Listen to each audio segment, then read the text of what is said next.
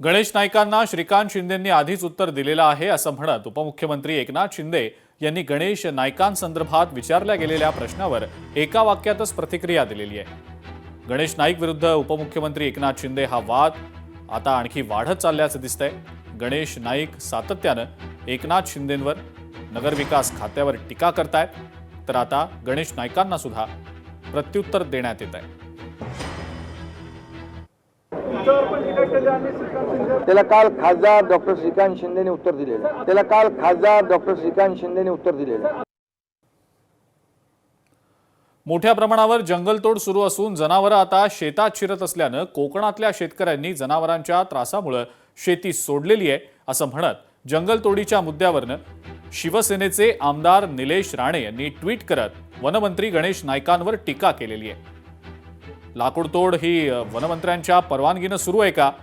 वनच राहिली नाही तर वनमंत्री काय कामाचे असा सवाल करत निलेश राणेंनी टीका केलेली आहे।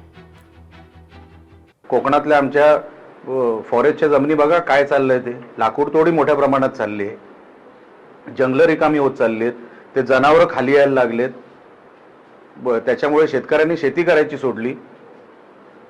तुम्हाला एका मुख्यमंत्री ग्रामसडक योजनेमध्ये तुम्हाला रस्त्याची एनओसी पाहिजे असेल फॉरेस्ट डिपार्टमेंटकडून, ती मिळत नाहीये, फॉरेस्ट ऑफिसर नाहीये, साधन सामग्री नाहीये। ही कसली नाटकं करताय आणि कोणासाठी करताय? स्वतःसाठीच ना। ह्याच्यातून कोणाला, महाराष्ट्राला काय मिळणार आहे? म्हणून मी म्हटलं वनच राहिली नाही तर हे वनमंत्री काय कामाचे? अजित पवारांच्या निधनाच्या दिवशी मंत्रालयामध्ये अधिकाऱ्यांकडनं एक वेगळाच कारनामा करण्यात आल्याचा धक्कादायक खुलासा युवक काँग्रेसकडून करण्यात आल्याचं समजतंय। शासकीय दुखवट्याच्या काळामध्ये राज्यातल्या 75 शैक्षणिक संस्थांना प्रमाणपत्रांचं वाटप करण्यात आल्याचा दावा होतोय। युवक काँग्रेसनं हा सगळा प्रकार उघडकीला आणलेला आहे। मुख्यमंत्री देवेंद्र फडणवीस यांच्याकडून या सगळ्या प्रकरणाला स्थगिती देण्यात आल्याचं समजतंय। अजितदादांच्या निधनानंतर राज्य सरकारनं 3 दिवसांचा शासकीय दुखवटा जाहीर केलेला होता। अल्पसंख्याक दर्जा प्रमाणपत्र वाटपास स्थगिती होती आणि मात्र ही स्थगिती असताना शासकीय दुखवट्यात राज्यातल्या 75 शैक्षणिक संस्थांना प्रमाणपत्रांचं वाटप अधिकाऱ्यांनी का आणि कुणाच्या सांगण्यावरनं केलं असा सवाल आता उपस्थित झालेला आहे।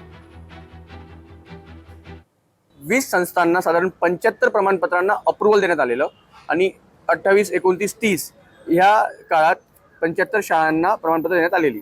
आता एवढी घाई आणि एवढी गडबड कशाला केली? जर स्थगिती होती, त्या विभागाचेच मंत्री यांचं दुःख निधन झालेलं आणि त्यानंतर म्हणजे तुम्ही किती असंवेदनशील आहात, तर हे माध्यमातून आम्हाला सरकारसमोर आणायचं होतं, जनतेसमोर आणायचं होतं आणि आज हे प्रकरण आम्ही आणतोय आणि यांच्यावर कारवाई होणं खूप आवश्यक आहे, जेणेकरून आपण बघितलं असेल कालच, म्हणजे सरकार, राज्यकर्ते हे सरकार चालवत नाही, परंतु जे प्रशासकीय अधिकारी असतील, कर्मचारी असतील, हे कशा पद्धतीने यांनी पूर्ण कंट्रोल घेतलेला विभागातला, पूर्ण मंत्रालयातला। मला असं वाटतं संयम तर बाळगायला पाहिजे होता, एवढं काही तातडीचं ते काम नव्हतं, त्यामुळे संयम बाळगला असता तर चांगलं झालं असतं। सरकार के फंड का वो दुरुपयोग कर रहे। मैंने महाराष्ट्र के मुख्यमंत्री श्री देवेंद्र फडणवीस जी से जब ये शुरुआत की थी तो उन्होंने इस पे एसआईटी बिठाकर 650 टीचरों को अपात्र करने का उन्होंने काम किया और उन पे गुना भी दाखिल हुए, जो शालार्थ आईडी में बोगस टीचर पकड़े गए और अभी भी जांच चल रही है। और मैं महाराष्ट्र के मुख्यमंत्री से एक अभी रिक्वेस्ट करूंगा, एक निवेदन दूंगा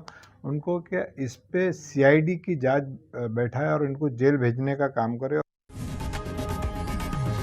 लोकशाही मराठी ऐका, पहा, जागरूक रहा।